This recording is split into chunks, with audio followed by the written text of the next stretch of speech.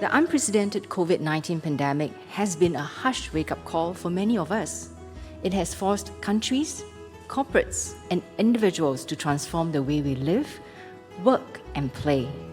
More than ever, it is imperative for our workforce to continually upskill and reskill in order to remain competitive and capture future opportunities in the new normal. Based on a study by the Ministry of Trade and Industry and SSG, when enterprises actively support and invest in the upskilling of their employees, they can better attract and retain talent, as well as increase their revenue.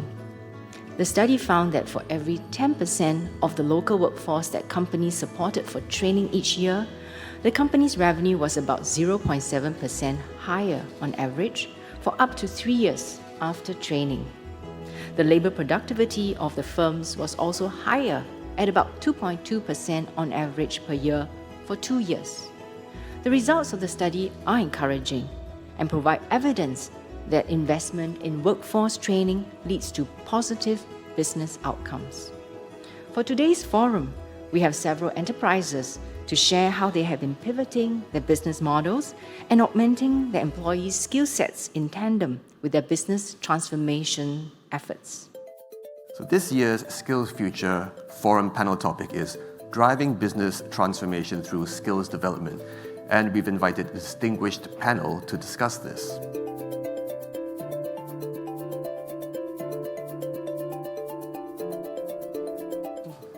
So I'd like to bring up the topic of training, employability, and sometimes the gap between them, because just because you have gone for a training doesn't necessarily mean you're employable.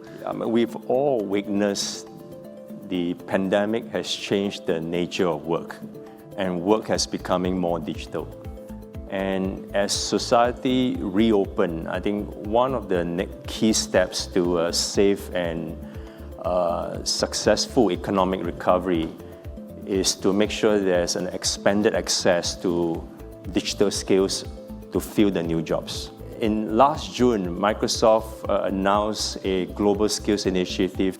But if I were to share a few observations of what we saw over the year in terms of both in Singapore and the region, training is not sufficient enough.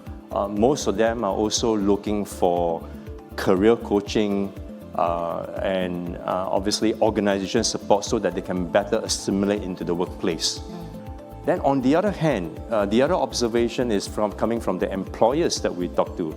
The employers are struggling to find talent. They find the toughest part was to curate a quality and sustainable training program to support this workforce. And so these are all important factors that we think we need to address. And so we think that Microsoft wants to work with obviously the government agencies like the SkillsFuture to see how we can address the problem both on the job seeker side as well as work with employers to look at on addressing some of the challenges faced by the employers.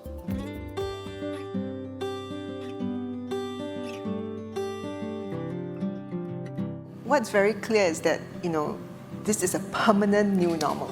So that has been recognized, and you start seeing a lot more transformational and digital KPIs appearing when you're looking at job descriptions, right? I think that's something that everyone has to be open to. The pace of change has picked up a lot, and even the pace of responses. So you find that it's really become the age of instant messaging, which means instant response as well. And now that no one's really traveling, you find that there's no excuse to say, I'm away. No, you should be able to schedule the call within the next 2 or 3 days, right? Because no one's on the plane. So I think that the pace of work has picked up a lot. The expectation that you're really available and online, it's for real. And that is, it goes together with the fact that there are people who want workplace and work arrangement flexibility. So it goes hand in hand.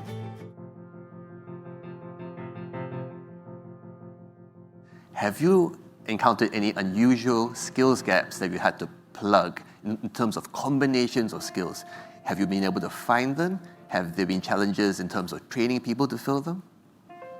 Well, one of the areas that we are experiencing a bit of a gap is, bakers with ability to write a nice description of the product. So in the e-com world, where we literally have to put in the description of the product and make it attractive to the shoppers. So that is, at the moment, a challenge for us. I mean, I can get a good writer, but they know nothing about food, or they know nothing about baking. So if I can get a good chef, I mean, a pastry chef, where, he's able to explain the product to the customer at the brick and mortar store, but he's not able to pen it onto, a limited length of words, like, 70 words, to a short description that sells. So James, I do have some recommendations for you. Yeah, okay. We do have some SG United skills courses, that train people in the areas that you think, your employees, that you might need employees, to have such skills in. So you might want to look to these courses, the list of participants on these programs, and see, who are the ones with profiles that might suit your company needs, and maybe you'll be able to find some bright sparks there.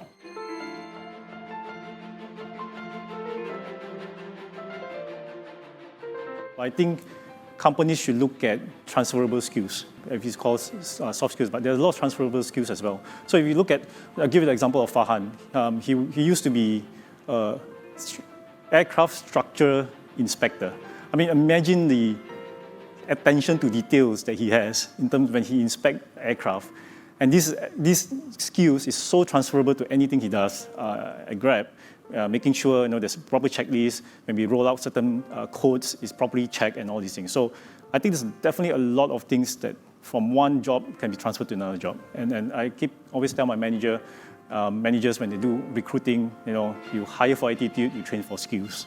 And I think and once you hire the person with hunger, with humility, and wants to learn, that person can fly no matter what type of job you throw at that person.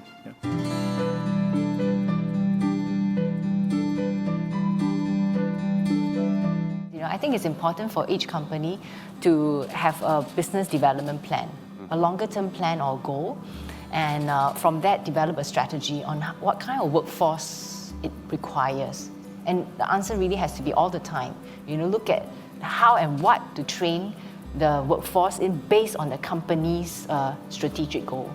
So if you don't start investing in training now, you may not have the right skill set to take advantage of the upwinds when the recovery really kicks in. That's right. And don't forget the SkillsFuture Enterprise Credit I mentioned earlier on was introduced last year. Quite well used, I would say. More than 7,000 employers have benefited from this SFEC. Using this credit to look at productivity solutions, upskilling of its workforce, job redesign, and it's a win-win for the company as well as for the employees, and certainly for the government too.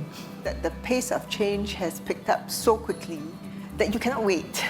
If you wait, you're out of the game. And actually right now, over the course of the past 6 months or so, the market has picked up. So if you are riding it, it's a K-curve. If you're riding it, you're already on the K-curve, as in on the way up. If you don't change, you don't train, you'll be on the way down.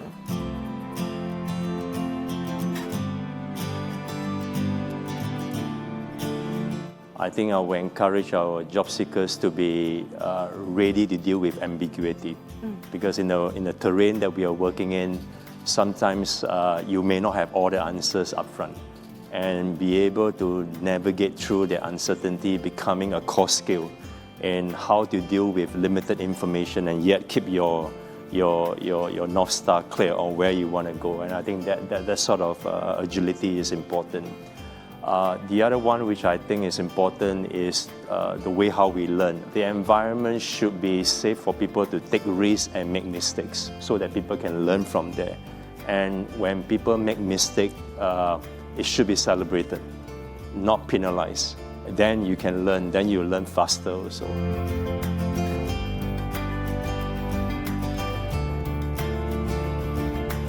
I do realize the younger, fresh graduates, the younger, the millennials, the Gen Z, they come at, you need to manage them a bit differently. They can be a bit impatient. They feel like if I come in, I do my job well, I should get promoted every year, every 6 months. So I think that's something, a mindset that they need to look. You need to be patient. That you're here to learn. If you join us as fresh, for the first 1-2 years, you are learning. You are really not contributing too much, but you're actually learning. Once you get through that, first year, second year, then you really contribute back to the company. So I think the patience is definitely something that, it's good and bad. I'm not saying it's bad, because impatience can also make them drive really hard. A lot of these young people will just run through the wall for you, but we also want them to be patient in terms of progression. Our institutes of higher learning, are also supporting the continual education and training for our more mature workers. NUS now looks at this life cycle learning differently. In fact, they tell the new undergrads that they should expect themselves to come back to the university for 20 years. 20 years. So the journey doesn't stop after 3 or 4 years, of time with the university. The university will have programs, and courses that will help them to stay relevant in whichever sector they are in. Well, thank you, Mosgan and distinguished panelists, for the engaging discussion.